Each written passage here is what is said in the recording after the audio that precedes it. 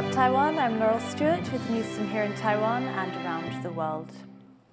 The Coast Guard is conducting its largest annual exercise in the southern port of Kaohsiung, simulating how Taiwan would enforce the law to protect against enemy ships. Jaime Ocon reports. 特勤人员已成功压制歹徒，请给予特勤人员掌声鼓励。 Here in Kaohsiung, which is Taiwan's largest port, the Coast Guard, the military, and local law enforcement are getting together to demonstrate how they would intercept a hijacked ship. Now, in this demonstration, it's one of Taiwan's own Coast Guard ships that were hijacked, and so Taiwan is demonstrating how it would take it back. These exercises are known as Haiyan. They're annual exercises focusing on maritime and port security. These patrol boats and helicopters aim to quickly swoop in and intercept these rogue ships.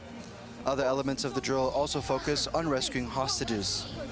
But this year's exercise is bigger than usual and involves more people, systems, and government agencies all working together. That's something that President Lai Ching-te says is needed in a changing security environment.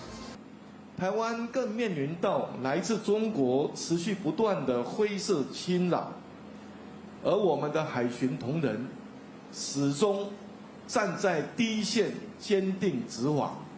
无论是打击犯罪、查缉走私或救生救难。 The Haiyan exercises come as Taiwan, specifically its Coast Guard, faces a surge in gray zone activity and aggression from China. Chinese Coast Guard ships and fishing vessels continue to breach restricted waters around the outlying islands of Jinmen on almost a weekly basis. And that's prompted Taiwan to focus more on how it would respond to Chinese pressure from Beijing's so-called shadow fleet. 那么现在应对中国这种所谓的这种 shadow fleet 的这个威胁的话，我想海巡未来应该要再增加他们总体的这个能力capability， 特别是 所谓的这 Maritime surveillance. The Coast Guard was recently criticized after a man from China allegedly crossed the Taiwan Strait on a rubber boat and landed on Taiwan's main island, many concerned about shortcomings in radar systems. That's why officials here are now looking to fill those gaps with helicopters, the thought being with more eyes in the sky, it will be better equipped for Taiwan to respond. 那台湾面对中国威胁，不管是快艇渗透啦，或是其他做法，你用陆地或船舰的雷达看的距离 range 很短，一定要像这个预警机、海洋巡逻机，这个从上往下看，才可以真正有一个我们说的这个比较完整的一个 picture。 The Coast Guard also says it will continue to work with the military and law enforcement to share the burden. Now, while this exercise is just a demonstration, it does offer a glimpse into how Taiwan protects its waterways and its maritime borders. But because it is World Oceans Day, officials here say it's a perfect time to demonstrate to the public how committed Taiwan is to protecting its waterways. John Su and Jaime Ocon in Kaohsiung for TaiwanPlus. Hundreds of advocates are calling for better ocean protections ahead of UN Ocean Conference starting on Monday.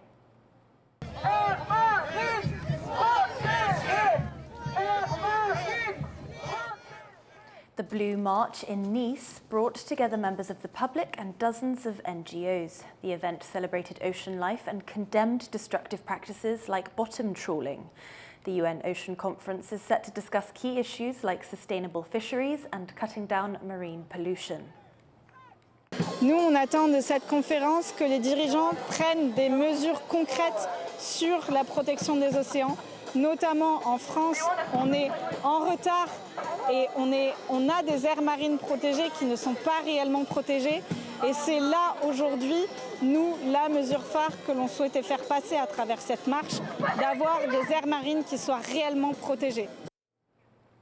The UN Ocean Conference will take place from June 9th to the 13th. Taiwan may be looking to Alaska for its future energy needs, as the government considers joining a project the US Trump administration is championing. Presidential Secretary General Pan Men-an is in the US for an energy conference, visiting the area in Alaska the gas would come from. It's unclear whether Pan signed any deals, but Taiwan has greenlit a non-binding agreement to invest in the project. The US hopes the plan will shrink trade deficits with Asian allies and create a more direct shipping route to Asia. Taiwan's Indigenous Kavalan people have a unique weaving technique that's at risk of disappearing. To keep this tradition alive, one woman is on a mission. Our reporter Sandy Chi went to meet her at her workshop in eastern Taiwan. 86-year-old Yan Yuying has been practicing traditional banana fiber weaving for decades, making hats, bags and clothes. This skill has been passed down through generations in her Indigenous Gavalan community, known as Nitenunan Tupanina in the Gavalan language. This traditional craft is now on the brink of disappearing.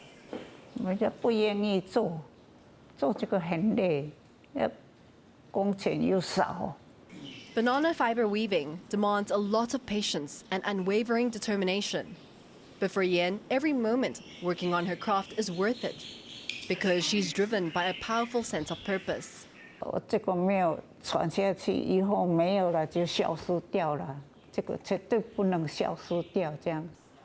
process begins with stripping the bark of a felled banana tree layer by layer.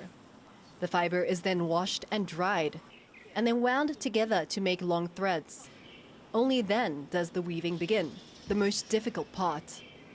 在织布的时候断掉，你要找那个线路要接，那时候最困难的。那个很密嘛，这样密密的，你要慢慢找，去找过来接。你接的别的地方也是不行的，织不起来。 The technique has caught the attention of designer Justin Zhou. He invited Yan to contribute to the opening ceremony uniforms for Taiwan's athletes at the 2024 Paris Olympics, bringing this traditional technique to the world stage. 希望这次有个概念是把最好的东西，包括这个香蕉丝，这个挑织的图案，所以也希望能够把最好的东西给代表台湾的运动员，在巴黎的时候被大家给看见。很感动，我说哇，这有一天这个香蕉丝到国外那边去。 Though banana fiber weaving has made it to the world stage, very few people are willing to learn the technique. Today, Yan only has 3 young apprentices learning from her. Among them is Pan Yanxing, who is also part of the Gavalan community. 小时候的时候，就是阿嬷有在做编织，然后长大之后才发现说，哦，原来我们噶玛兰有橡胶丝工艺，就是全台就只有我们。 这个族群有这个很独特的工艺，所以就想说，如果有机会的话，就来学学看。For Pan, she says she learned more than a traditional art form from Yan. She also learned a valuable life lesson. 你没有沾水？有啊，有。就是严老师他，除了是一位工艺师之外，也是一位母亲，然后也是就是要负担家里的可能，温暖啊，因为他要。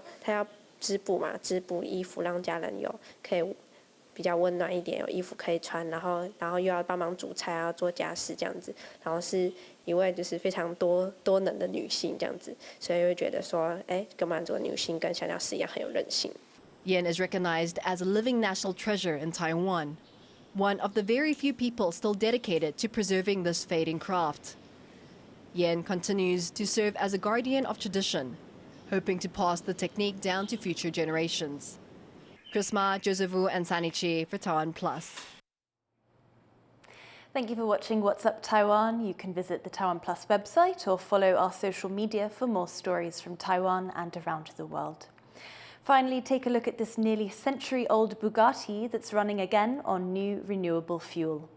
I'm Laurel Stewart. Take care and see you next time.